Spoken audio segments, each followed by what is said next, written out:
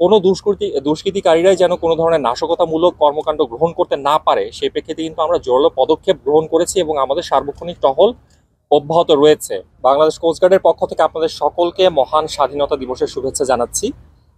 মহান স্বাধীনতা দিবস উপলক্ষে বাংলাদেশ কোস্টগার্ড পূর্ব জোনের পতেঙ্গাতে বাংলাদেশ কোস্টগার্ড জাহাজ সৈয়দ নজরুল এবং চট্টগ্রামের ইছানগরে বাংলাদেশ কোস্টগার্ড জাহাজ শ্যামল বাংলা আজকে সর্বস্তরের দর্শনার্থীদের জন্য উন্মুক্ত রয়েছে। অদ্য দুপুর 12টা থেকে বিকাল 4টা পর্যন্ত আমাদের এই সর্বসাধারণের জন্য উন্মুক্ত কার্যক্রমটি চলমান থাকবে।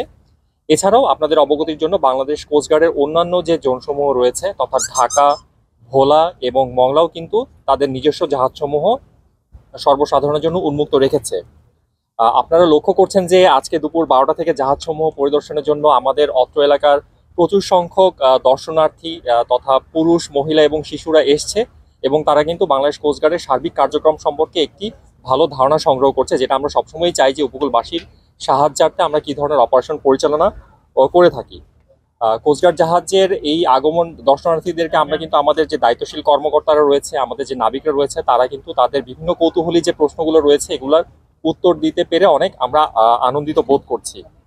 মূলত আজকের এই দর্শনার্থীদের সাথে আমাদের যেই বিষয় আলোচনাগুলো হচ্ছে তারা মূলত জানতে চাচ্ছে আমরা কিভাবে আমাদের সার্বিক কার্যক্রম পরিচালনা করে থাকি গভীর সমুদ্রে, তারপর উপকূলীয় এলাকা এবং নদীতে, সেটা কিন্তু আমরা তাদেরকে সম্যকভাবে জানাতে সক্ষম হচ্ছি।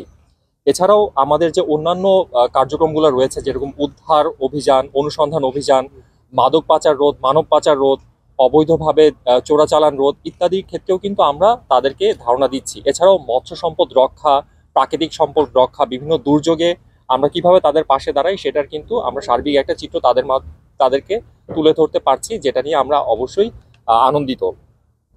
এবং সার্বিকভাবে বাংলাদেশ কোস্টগার্ড কিন্তু যুদ্ধকালীন সময়েও এটি একটি শুধু কোস্টগার্ড যে উপকূলরক্ষী বাহিনী সেটাও থাকবে না, যুদ্ধকালীন সময়েও বাংলাদেশ কোস্টগার্ড বাংলাদেশ নৌবাহিনীর সাথে কিভাবে কার্যক্রম সম্পন্ন করবে সেটা নিয়েও অনেকের মধ্যে কৌতূহল ছিল, যেটা আমরা আজকের এই দর্শনার্থীদেরকে আমরা সেটাও বুঝিয়ে দিচ্ছি কিভাবে আমরা দেশের প্রয়োজনে সর্বক্ষেত্রে আমরা কার্যক্রম পরিচালনা করব।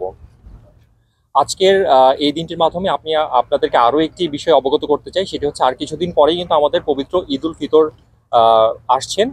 আমরা কিন্তু বাংলাদেশ কোস্টগার্ডের প্রতিটি জোন, প্রতিটি স্টেশন, আউটপোস্ট এবং ঘাঁটি থেকেই কিন্তু উপকূলবাসীর সার্বিকভাবে নিরাপত্তা নিশ্চিতের জন্য ঈদ উল ফিতরে কার্যক্রম অলরেডি গ্রহণ করেছি এবং আমাদের নিরাপত্তা আমাদের উপকূলীয় এলাকায় বৃদ্ধি করেছি।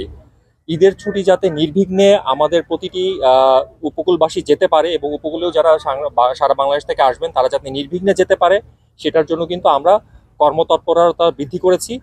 কোনো দুষ্কৃতিকারীরাই যেন কোনো ধরনের নাশকতামূলক কর্মকাণ্ড গ্রহণ করতে না পারে সেই প্রেক্ষিতে কিন্তু আমরা জোরালো পদক্ষেপ গ্রহণ করেছি এবং আমাদের সার্বক্ষণিক টহল অব্যাহত রয়েছে। সাম্প্রতিক দেশের আইন শৃঙ্খলা পরিস্থিতির উন্নতিতে বিশেষত বাংলাদেশ কোস্টগার্ডের দায়িত্বপূর্ণ এলাকা এবং তথা উপকূলে এবং নদী তীরবর্তী স্থানে আমরা কিন্তু 24 ঘন্টা টহল অব্যাহত রেখেছি এবং এর পিছনে বাংলাদেশ কোস্টগার্ডের লিডারশিপ যে ফিলোসফি রয়েছে সেটা হচ্ছে সর্বাগ্রে উপকূলবাসীর নিরাপত্তা নিশ্চিত করার জন্য বাংলাদেশ কোস্টগার্ডের প্রতিটি সদস্য জাহাজ, স্টেশন, আউটপোস্ট কিন্তু কাজ করে যাচ্ছে।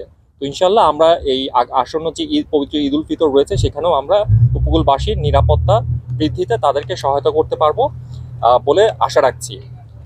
পরিশেষে এই মহান স্বাধীনতা দিবস উপলক্ষে যারাই এসেছেন তাদের সকলকে আমি সাধুবাদ জানাচ্ছি। আপনাদের মাধ্যমে বাংলাদেশ কোস্টগার্ড সর্বসময় উপকূলবাসীর পাশে রয়েছে, তাদেরকে নিয়েই আমাদের পরিচালনা এই এলাকায় এবং ইনশাল্লাহ তাদেরকে আমরা খুব ভালোভাবে ঈদ করবে সেই নিশ্চয়তা দিতে পারছি।